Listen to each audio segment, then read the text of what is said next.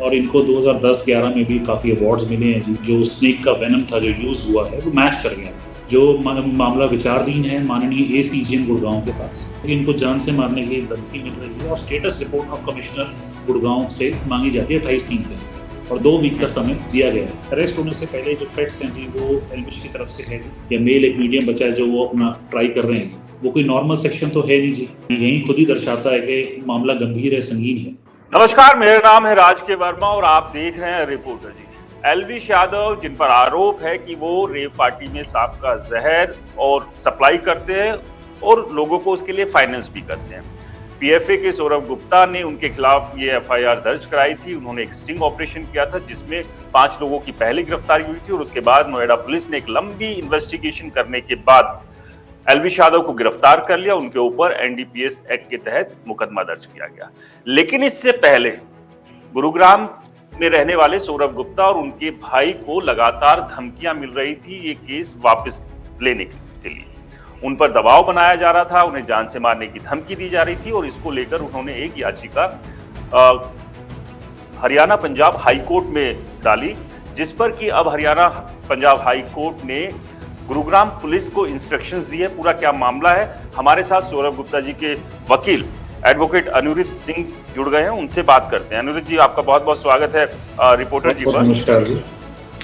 पहले तो पूरा मामला एक बार समझना चाहेंगे कि पूरा मामला क्या है, एलविश यादव ने क्या धमकियां दी, किस तरह की धमकियां दी थी सौरभ गुप्ता जी?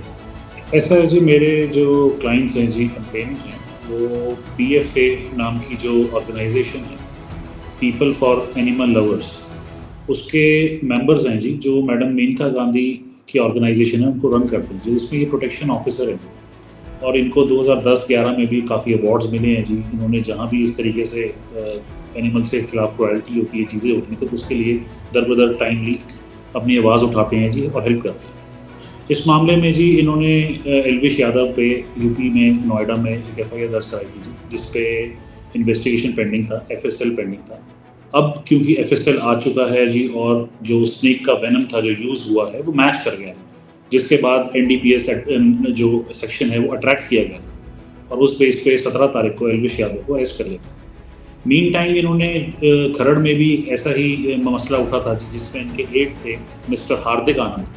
वहाँ भी एफआईआर दर्ज है जी मोहाली खरड़ पंजाब में, जिसमें हार्दिक आनंद ने अपनी बेल एप्लीकेशन सेशन जज के पास लगाई थी और वहाँ से डिस्मिस हो गई थी।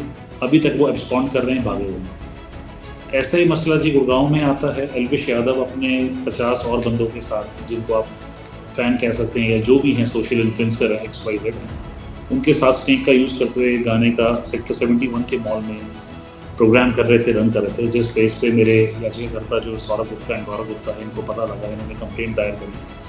15 अक्टूबर 2023 को उन्होंने पुलिस को इन्फॉर्मेशन दी। पुलिस ने एफआईआर दर्ज नहीं करी जी। इन्होंने माध्यम अब कोर्ट का अपनाया है 156(3) में, जो मामला विचाराधीन है माननीय एसीजेएम गुड़गांव के पास।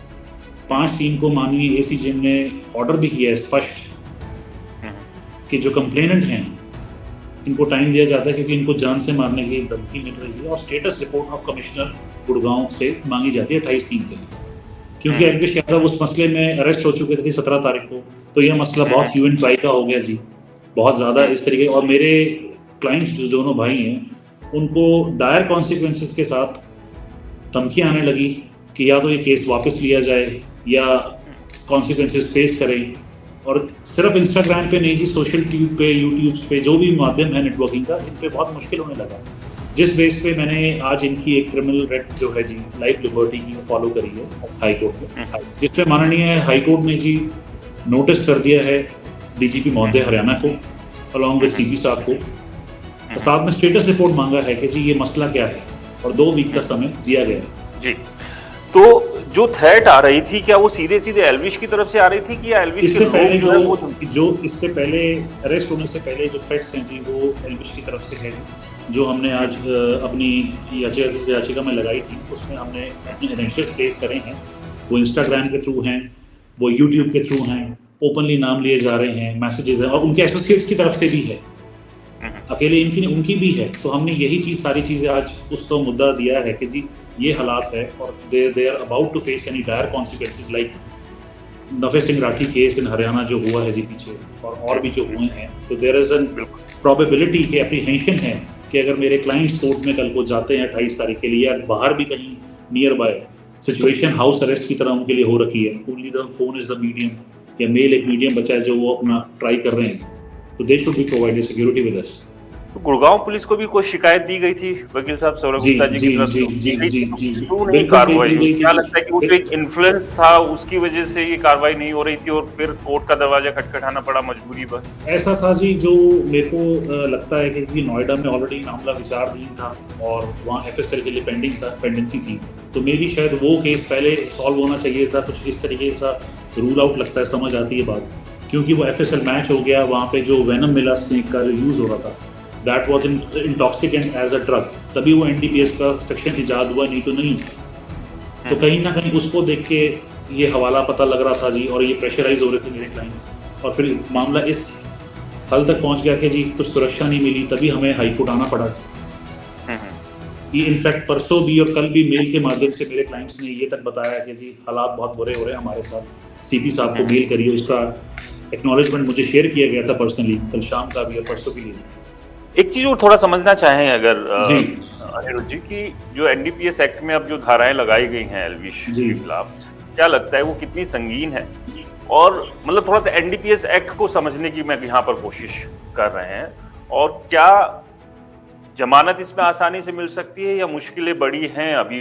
यानी कि जो इतना लंबा इंतजार नोएडा पुलिस ने किया है, तो कुछ बहुत ठोस सबूत ही मिले होंगे उसके बाद ये सारी चीजें की है, या सिर्फ एक आरोप लगा देने से राहुल ने हामी भर ली कि भी हाँ ये भी शामिल थे, उतने भर से हुआ है? ऐसा है जी, जहाँ एनडीपीएस आ जाता है आप उसको खुद ही एक्सप्लेन करके देखेंगे तो वो नार्कोटिक ड्रग साइकोट्रॉपिक सब्सटेंस है, वो कोई नॉर्मल सेक्शन तो है नहीं जी। और अगर ड्रग का फॉर्म में वेनम को इस्तेमाल किया गया है कोई डोजेज के यूज़ में जी, रेप पार्टीज में, तो कहीं ना कहीं मामला बहुत संगीन है जी, क्वांटिटी मैटर करती है। तो मेरा ये मानना है कि जी जो FSLIA मैच हुआ है, ये यही खुद ही दर्शाता है कि मामला गंभीर है, संगीन है। चलिए वकील साहब, बहुत बहुत शुक्रिया तमाम सवालों के जवाब देने के लिए। तो हमारे साथ ये सौरभ गुप्ता जी के वकील एडवोकेट अनिरुद्ध सिंह जुड़े थे चंडीगढ़ से, पंजाब हरियाणा हाई कोर्ट के एडवोकेट है, और इस जो पूरा मामला हुआ एलविश यादव के खिलाफ जो नोएडा में FIR दर्ज हुई, उसके बाद लगातार जो शिकायत करता है उनको धमकियां आ रही थी, और जान से मारने की ये धमकियां थी, उन्हें अपनी जान का खतरा था, जिसके बाद गुरुग्राम पुलिस को एक शिकायत दी गई, लेकिन उस शिकायत पर कोई कार्रवाई नहीं हुई। आखिरकार थक कर हाईकोर्ट का दरवाजा खटखटाना पड़ा, और हाईकोर्ट ने अब एक नोटिस हरियाणा के डीजीपी और गुरुग्राम के पुलिस कमिश्नर को दिया है। एलविश यादव से जुड़े तमाम मामलों को लेकर आपकी क्या राय है, हमें कमेंट्स कर जरूर बताएं। चैनल को सब्सक्राइब नहीं किया तो चैनल को भी जरूर सब्सक्राइब करें। शुक्रिया।